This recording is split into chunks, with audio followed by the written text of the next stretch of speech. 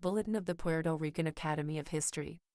Oviedo commented, many Indians died, as well as Caribs from the surrounding islands and archers, with whom they had joined, as well as those from the land. Volume 1, Book 16, Chapter 6, page 474. Details of the rebellion were recounted by a nephew of Miguel Diaz-Diaz in a letter to Treasurer Lope de Conchillas on August 15, 1513 from Santo Domingo. The Carib natives participated along with their allies from the Lesser Antilles, and although he described the looting, fires, stolen gold and even the number of horses killed, he did not mention anything at all about the supposed cannibalism that during a war was presumed to occur, according to legend. General Archive of Simancas, State 2, Folio 226. On June 16, 1512, the first attempt to reconquer Carib by the exiles in the Lesser Antilles took place. On December 23, 1511, the king had declared war against those who rose up and rebelled against our service, and have had the form that all the other Indians who remained on the said island of San Juan rebelled as they are rebelling, making war on the Christians, for which they moved and killed them, and came to put into practice a large number of said Caribs to the said island of San Juan in 13th canoes.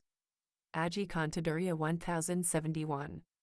That was the pretext for declaring internal war in Carib, since it would be ridiculous if 13 canoes had done so much damage.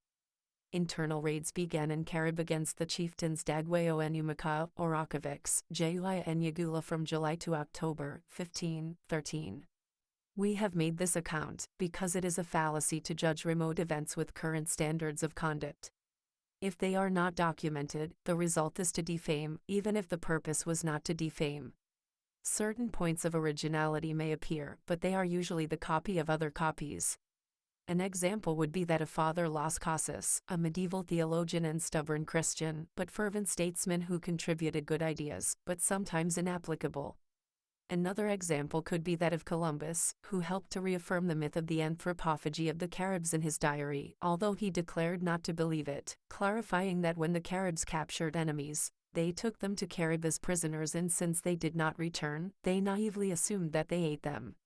Diary, December 11 and January 13, 1493. The Caribs had overcome the Neolithic stage and were beginning the Bronze and Metal stage, occasionally exaggerating the quantity of gold in distant places with ponderous expressions, such as Benque, an island excessively rich in gold, which turned out to be the island of Carib, Borique or Puerto Rico. Borique